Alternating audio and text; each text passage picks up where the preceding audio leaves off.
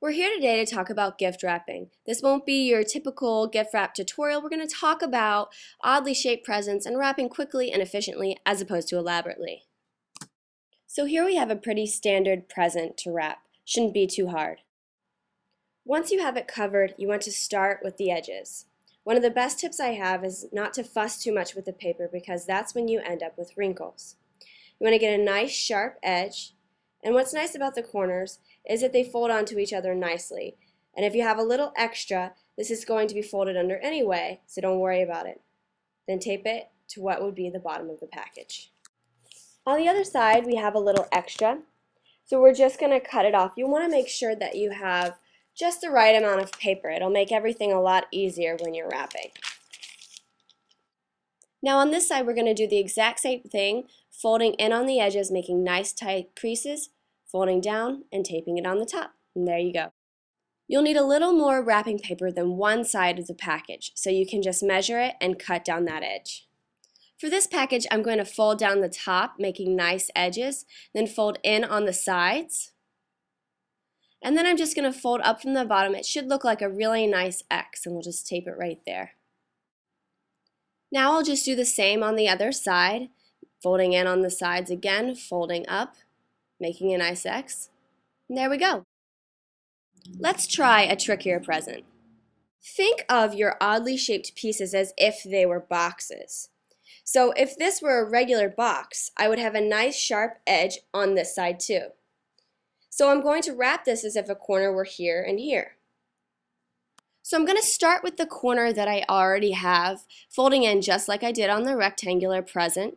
And then I'm just going to pretend like the present goes all the way out here, and I'm going to put my finger there to hold the corner's place. Be gentle with the paper so you don't put too many creases into it.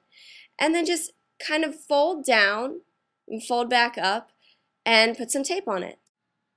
I'm just going to do the same on the other side.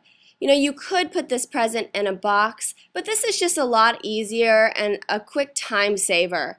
And you don't have to use an extra box or extra tissue paper. There you go.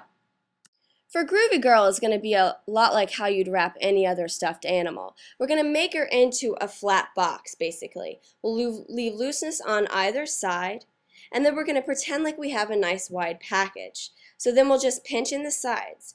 And once you have your creases, you could just fold down. And don't worry about creasing too many times. You can see I'm redoing it here. You're just going to fold it down anyways, and people won't really notice it. So then we'll just fold it back in because we have a little extra, and then tape it on the top. An added bonus to wrapping it this way is that no one will really know what's on the inside. No one will have any clue that it's a stuffed animal or Groovy Girl in our case. So we'll just do the exact same thing on this side, taping it on the top, and we're done. Now our presents are wrapped beautifully, but it's always nice to finish it off with something special.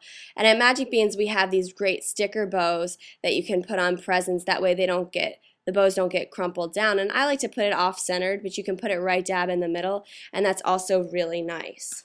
If you do use ribbon, find its center, wrap it around the front of the package, and cross it over in the back, just right there.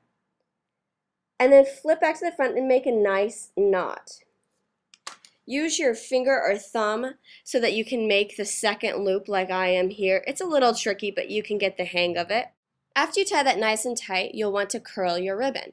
So what you want to do is find the natural dent in the ribbon, and you want to curl from there. It'll make things a lot easier for you. And just run your scissor along that side of the ribbon, just like this, nice and gently.